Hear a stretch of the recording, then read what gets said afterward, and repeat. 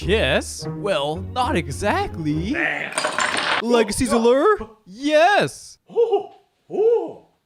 Enter a customizable card-based wargame with 2 armies vying for control of the center hex. Construct your army not quite like this. Use unique heroes with spells and equipment. Fly, charge, or heal your troops for victory. And sometimes you do this cool mechanic in passing early to go first in the next round. How cool is that? And what's that? No randomness! The allure of a Legacy's Allure. How about chess, but with the high fantasy theme where you craft and then place your own army differently every time. And look at these cards. Look at that. Modern geekdom theming in all these cards. Legacy's Allure is a 1v1 duel at 30 to 60 minutes with some similarities to chess. So let's get into it. Here's a quick how to play with this simplest army pre-set up right here. Your army is a bunch of units that start on your side of the battlefield, and it has your unique hero. And this unique hero is decked out with a bunch of cards to the side right here, which are basically like perks. The goal of the game is simple. If you started as the first player, you must control the middle hex at the end of round 7. If you don't, then the other player wins the game. Oh yeah, rounds. That's not like chess. So these rounds are made up of each player passing off taking turns, exhausting each one of their units, meaning that those units can't be used for the rest of the round. Once both armies are completely exhausted, the round ends. So naturally on your turn, you pick an unused unit to do something, being moving, using an ability, or attacking. You can move up to their movement value. You can't go through allies though. As for abilities, some more complicated units, including your hero with their perks, have spells to cast with a range. Let's get to the attacking.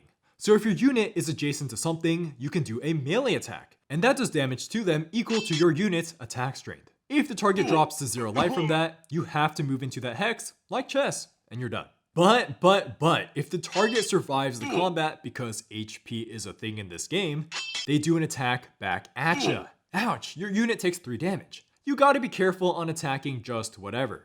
And you see this longbowman here? He can attack with his range indicated here, that archer range. And then the game is filled with all sorts of units with unique abilities or special keywords, like charging is my favorite, since you get to move and attack on the same action.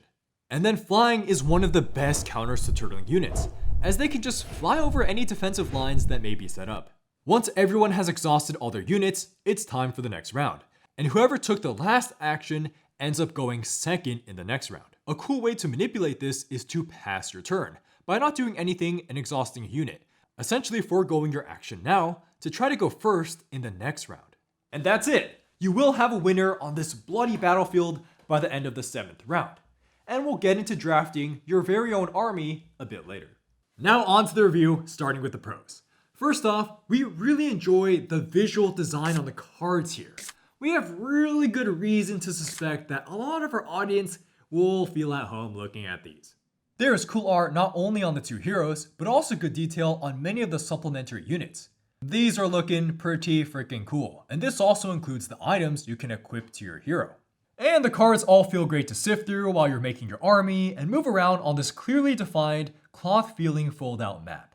Also, cool lore book. This is pretty decent to get you started in the world. Look, it's Tristan talking to his son. Why do we fall, father? Oh, it's why do we fight? And it's for fun. Enough about the Tristan family wholesome lack of daddy problems. There's a very brief overview of the rules. But if you really want to start unraveling the nitty-gritty way to play, this getting started guide is a must. So this is wordy, but kind of has to be in explaining why you're taking actions. And if you follow it exactly while moving pieces around with a friend, you'll be very familiar with this game's multiple strategies. Oh, and if you get tripped up on the many ability keywords in the game, thank goodness they're all explained on the back of cards. As you're looking at all these draftable cards, it's clear that the asymmetry potential is huge. But in this core set, it's initially set up in a way that feels very accessible. See, the heroes here feel entirely different. Tristan is a frontline beast of a man. He has a starting shield bonus to help him shrug off damage, and he actually has a shield bash to exhaust opponents next to him. So he's really good at just securing and holding the center of the map. Then there's Carthel, the orc wizard, who seems pretty physically unintimidating, but then he's got this thing called chain lightning, which is like unlimited power to Sith lightning up to 3 units on the board. Chain lightning, oh my god, it's so strong. Oh, and look at all these starting units, right? I have a goblin with this special ability, grunts, and the blue team has pikemen and swordsmen. Wait a second. These weak units in front, I'm starting to see a theme here. That's right, these starting intro armies actually mirror each other decently well while being pretty flavorful. Red has Carthel and a generic doctor for their wizards, while blue has a gentle priest and a pretty solid mage. Red has the charging flying wyvern, and the blue charging knight can't fly, but is much stronger defensively. And we can't forget poor Tristan, and don't worry, this cave troll will keep him company. After you learn all these units, then you can really start delving into this game's meat. And to kick off the gameplay pros, we have to praise the positioning nuance of Legacy's Allure. I mean, it is inspired by chess, right? So control the center and defend your flanks. As you move your units, you're constantly weighing the range of multiple units, whether it be from their actual ranged attacks, or from spells they can cast, or from a charge. This can make every single turn extremely thoughtful, as you think about controlling different territory, protecting weak units from potential charges, or moving those glass cannon units for risky but disruptive play. Early game, like including the first turn, there's just so many options if you want to move units out, or maybe wait for his unit to move out before you expend your Tempest Mage's turn. But remember that casting a spell forgoes your movement. And then if you go and take the middle, the first one there gets a shield. Nice. But now you're within range of his longbowman. He just pings you without having to move himself. Oftentimes, the intensity stems from making a move, and then perhaps being scared that it was a misplay. But since there's so many factors at play here with the open information, it's very possible that your opponent doesn't see that crucial flaw in your tactics that you see. Maybe he doesn't see the possibility of his wyvern to just swoop in and destroy your backline. Whew. But then you didn't see that chain lightning opportunity. Oh my god, my units, so many are gone. That's the complexity of Legacy's Allure that takes it so far beyond the abstraction of chess, because every single unit is so multifaceted. Almost every single guy on the battlefield has some type of unique attribute, and it's not uncommon for them to have 2 to 3. Remember, these heroes on the map have these external spells at their disposal, so the positioning of these to cast these is really critical. The game starts heating up with attributes like Combinable, where you can move and then do an ability. And this on the physically weak mages really gives you choice on how exactly to take their turns.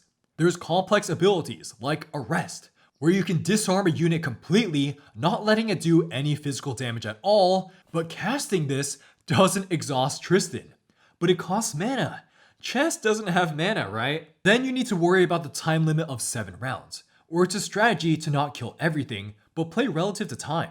You went first, you just need to hold the middle. So maybe let the opponent come to you? Remember, if your unit holding the middle kills any units through a normal attack, your unit has to move into that hex. So you lose the middle hex. That's gonna be kinda hard to take back. This system is amazing for making sure games never drag past an hour and come to an end with a clear winner. There are countless examples of cool card interaction, so let's just move on to progression. Legacy's Allure has a very interesting progression as units take damage, units die, and then powerful units lose mana, and so the battlefield will start to really evolve over time. Players may find themselves trading earlier on from units, as they both lose units to try to get advantage on the board. By rounds 3 to 4, this can lead to the board clearing up hard. So it goes from a war with fronts to a bunch of smaller skirmishes with damage stacking up everywhere. Maybe Tristan is still busy holding his own against the cave troll in the middle. Then there's the quest for the priest to escape the flanker. And then my pikeman has managed to get into your backline, and Carthel is in a bit of trouble. As mages start to run out of mana, you're also evaluating their new effectiveness. Come late game, as these graveyards are stacking up, you might just have 3 units versus your opponent's 3 on the board. And this is where the decision to pass your turn becomes all the more important. So let's go into this awesome mechanic. The passing to try to get first player advantage in the next round is constantly a big highlight of the game. First, it's very flexible as you're never permanently passing. So if your opponent does something that you didn't expect, you're still in the round and can take a turn. But next, you can pass at any time, even if you still have 4 units unexhausted, because going first is just that important to guarantee certain plays with perhaps your strongest unit that needs to go as soon as he can to do 4 damage without getting attacked back. This can lead into big mind games in this duel between players, where if someone starts passing early, it's easy to get jolted and just go like, wait, why? Why did he pass so early? Is there something I didn't see on the board? Does he have that crazy first move advantage? Can I leverage him passing early to do this crazy risky play? Or is he just gonna start doing actions again and kill my flanker if I move him there? This dynamic happens for every single round. And as we get back into late game, you can find players passing after just playing 1 unit. To wrap up the gameplay pros, this game has a super clean turn and round flow. On your turn, to move a unit, just move it, tap it, that's it. To kill something, just move into its space. That unit dies. That's it. If you don't kill something through an attack, well, just put damage dice on it. And then let's say every unit has gone. Well, if it's time for the next round, you just untap everything. And then you can just keep playing. Let's talk about replayability now, where this draft customization is the huge draw to keep changing the games of Legacy's Allure. Okay, fine. There's a lot of stuff going on here. So if you're not ready to army build, you can play with these 2 other armies pre-drafted in the box. In fact, the second army is the full size of this game, where you fill up most of your slots on your side of the battlefield. But if you're ready to customize, you can make that standard 80 gold army. Gold? What does that mean? Well, you might have seen that every single card has a gold cost on the top right corner. So you can make an army up to that amount with one type of color or kingdom. And what we've mentioned so far are only some of the cool cards. There's more mages, flying units, or even just different items for your hero to have a different use in game. Like, look at this Grand Wizard! What an insane thing to build around. Or just go super ham with a ton of charging knights. Or keep spamming your hero abilities with mana regen. Or give them the Rod of Asmodee. Increase publishing, increase your cast range. To ensure good counterplay, you draft and place your army in the same phase, in a minigame of its own.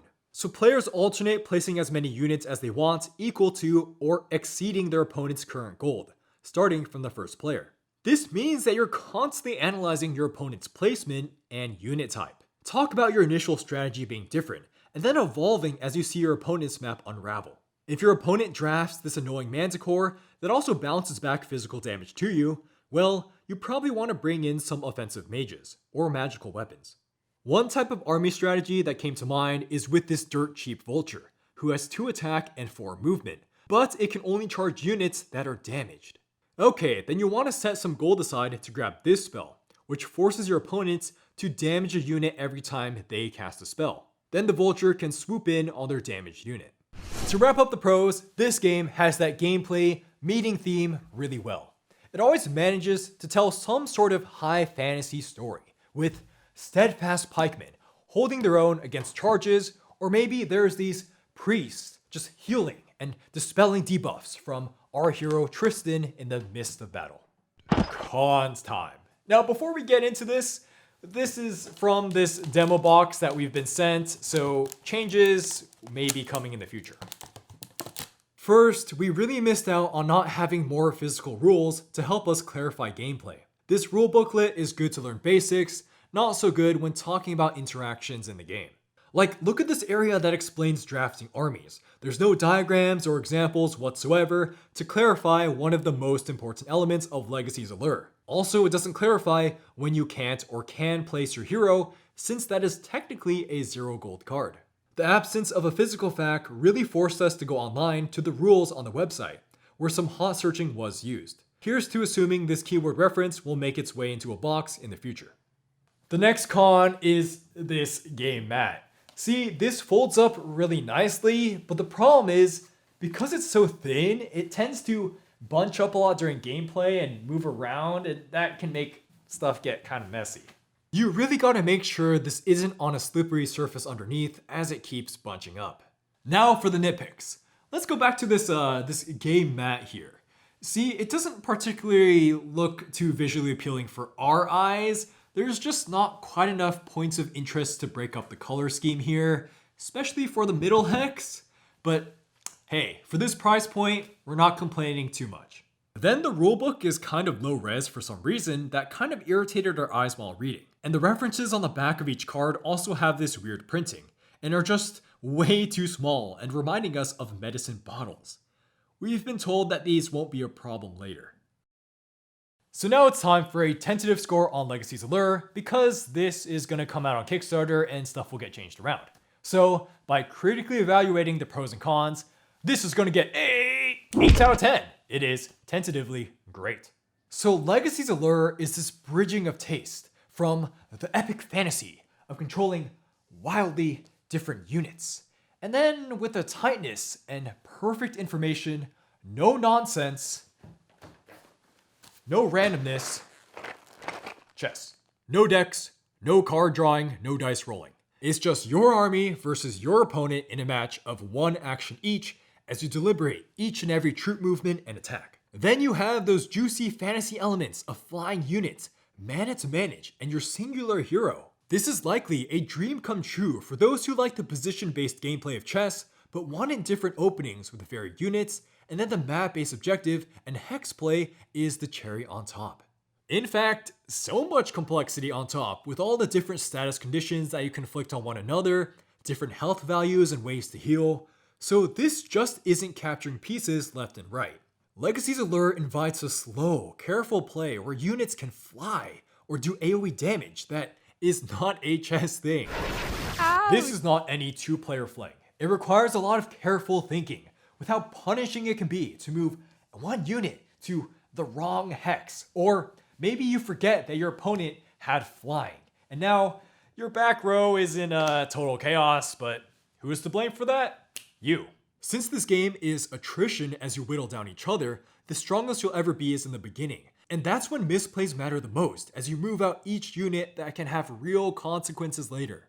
Okay, I'm going to charge in and swing at the cave troll. Holy cow, 5. really? Yeah, for 5. Okay. So you take...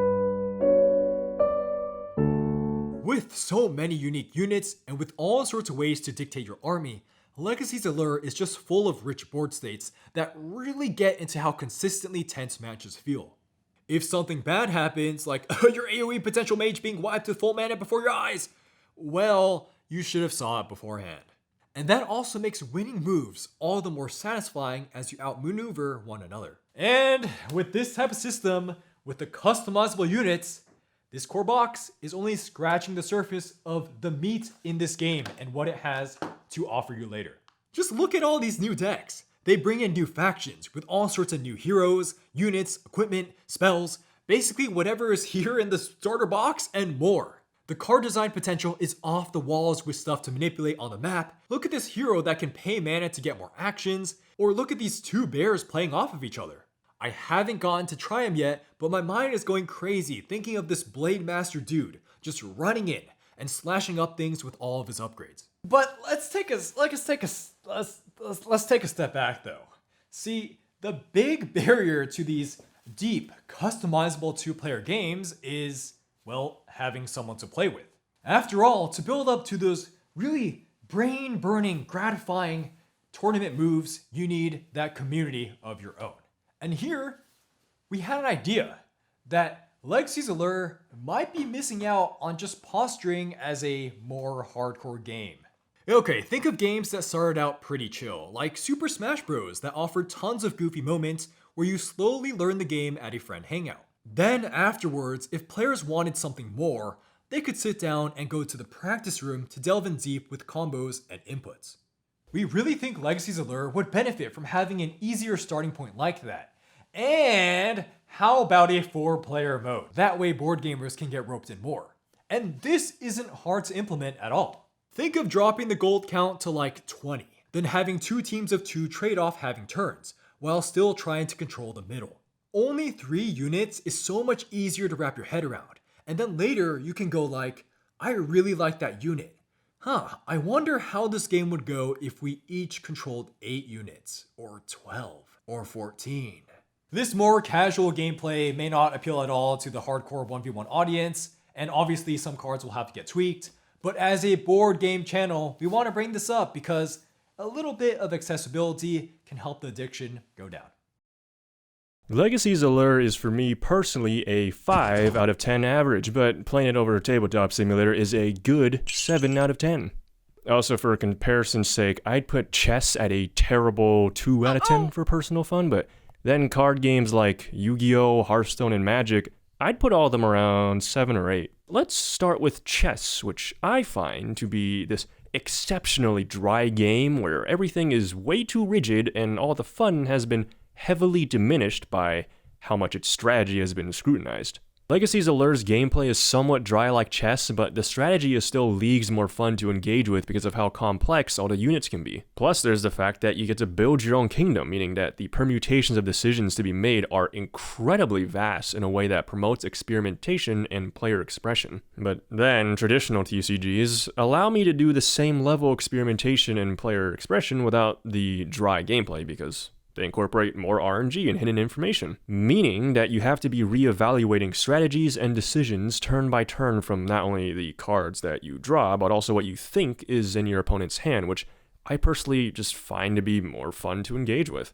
Okay, so if Legacy's Allure is between chess and card games, though it's definitely more closer to chess, makes sense that it's an average time for me, right? But then why do I give it a personal 7 out of 10 on Tabletop Simulator? Here's the thing, I don't find Legacy's Allure to legitimately be a 5 out of 10. I just really don't like playing it in person. The 7 out of 10 represents how the game has this X factor to it because it's mechanically a super unique blend of card game terminology and wargaming strategy. A ton of the dryness that comes with perfect information and no randomness is alleviated for me because of how much this game holds its novelty value since there's just so many different ways of playing. Like, I could honestly spend all day looking through the cards and trying to come up with strong opening board formations.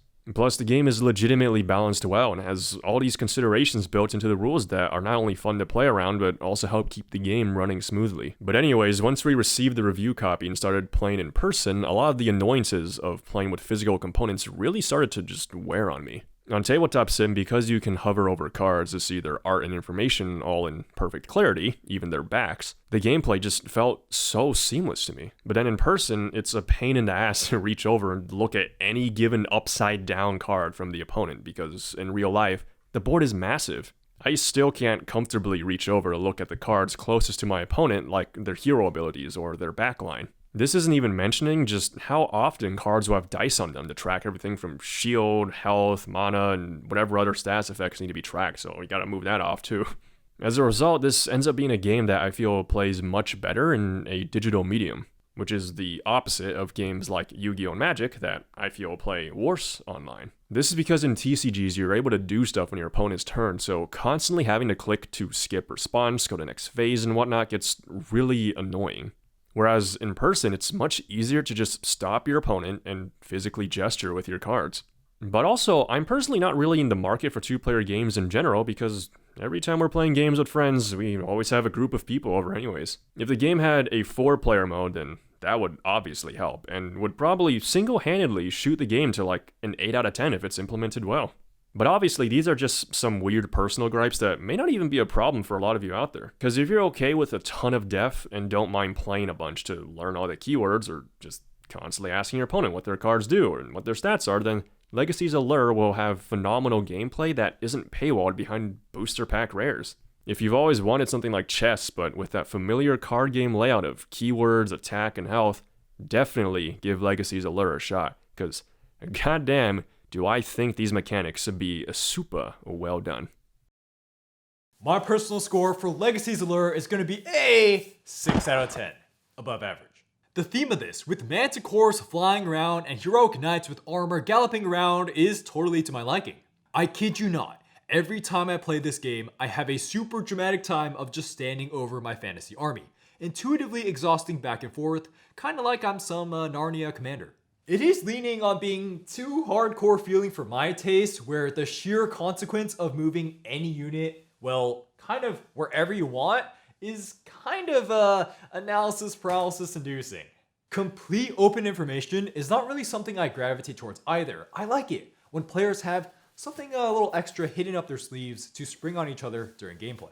Here, if I miss something on the board, it's entirely on me, so I have to constantly tread carefully. Major respect for the design for allowing that ridiculous fair feeling gameplay where I am absolutely bummed and slapping myself when I make a mistake. Super tense, and in fact, to this day, I still have PTSD over chain lightning getting triggered on me, and I muttered for the next 10 minutes or so, I hate losing. I just hate losing. There's no padding at all to soften up that bruising feeling of losing. And funnily enough, in my childhood memories of chess, the most direct comparison to Legacy's Allure, there was that pawn mechanic for our casual games. When these pawns got to the end of the map, you could have some really trolly entertaining game states where there's maybe 3 queens or 3 knights. There's no current mechanic like that in Legacy's Allure because of how tight the gameplay is, but hey, maybe some cards in the future might allow for some more keck gameplay that is to my non-tournament liking. In my quest to triumph over Chain Lightning or unleash it cruelly myself, I have been continually impressed by late game board states. I've seen all sorts of things from heroes dying early to surviving with no mana, and it's been entertaining to play through to the end if there isn't a clear winner by round 2 or 3. And that pretty much makes it a guarantee that my brain will have a good time, but not necessarily my heart when I mess up. It feels aching to have units wiped before me. I'm actually thinking that as I continue to play this game, my score will go up to a 7 because this drafting has been so fun. Man, I'm pretty sure I have more fun doing this than actually playing the game itself because the unit attributes and just the brainstorming is so cool here. And here, 50 gold is the maximum I'll go to, especially so games are shorter and I can experiment with more drafts. If this game came out 10 years ago when I was in high school, where 1v1s were all that I played, and a bunch of my friends were playing this in tournaments every so often, oh my, would I be thinking about army composition constantly. If this is your jam, Legacy's Allure has a Discord which will demo the game to anyone, and they have bi-weekly tournaments to get your competitive fix.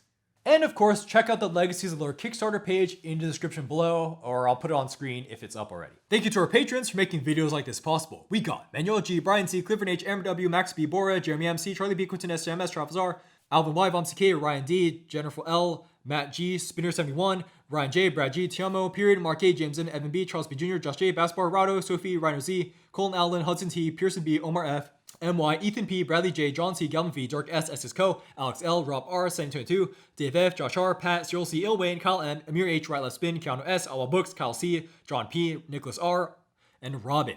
We also got our Mad Lads cardboard. We got ZL, Jeff L, Peter Z, and that guy over there. We also got our Mad Lady cardboard. We got Amy.